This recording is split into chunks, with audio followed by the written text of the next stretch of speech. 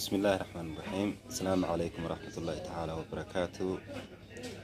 إنا-lillaahi wa-innaa ileyhi raajicuun. Ilaahay ha u naxariisto Abwaan Axmed Sheekh Cali Ahmed Heellaale oo hadda la soo sheegay geeridiisa inuu ku geeriyooday magaalada Muqdisho ee caasimadda dalka Soomaaliya ee magaalada Muqdisho. Allah ha u naxariistay Abwaan Axmed Cali Sheekh Cali Abwaan Axmed Sheekh Cali Heellaale wuxuu ahaa abwaanada farakutiriska ee ummadda Soomaaliyeed inta badan cabiri jiray gabayada marxaladaha ay ummadda Soomaaliyeed ku sugan tahay.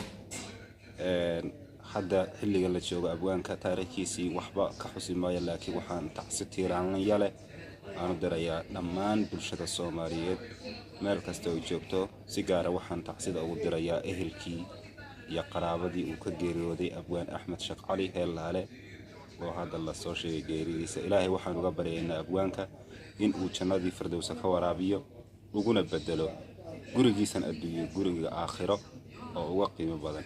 Ilaahay waxaan uga baryaynaa in uu jannatil firdawsa ka waraabiyo. Dhammaanteen walaalayaal waynu dhimanaynaa. geeri kasta oo inaga timaada ama qof kasta oo ehelkeena oo inu jecelnahay oo inagu yimaad oo geeriyooda, waxa aan innaka ay noogu tahay cibro inoo tahay in aan ku cibro qaadano bini aadamku oo ku cibro qaato qof kasta oo ehelkaada iyo asxaabtaada ka mid ah haddii uu geeriyoodo. waxayna ku tahay cibro in aad ku cibro qaadato oo ogaato qofka xiga inuu adiga noqon doono. ma ogaanaysid gooray geeridu kugu imanayso xilli aad dhiman doonto. waxay noo tahay cibro qof kasta oo geeriyooda. dhammaanteen waynu geeriyoonaynaa. qof kasta oo inaga midina adduunkan kuma harayo uu geeriyoodanayo xilligan baa la kala horeynayaa. ilaahay ha u naxariisto Abwaan Axmed. waxaan ka warqabay inuu xanuunsanayay in muddo aba oo xitaa dhowaan loo qaaday dalka Hindiya xaalada caafimaad oo uu aaday. laakiin ma hubo inuu xanuunkaas uu dhakhtarka ugu aaday beriga dhaweyd inuu geeriyooday iyo inuu xanuun kale oo tii alla uu timaaday meesha. laakiin waxaan ka warqabay abwaanku inuu in muddo aba xanuunsanayay.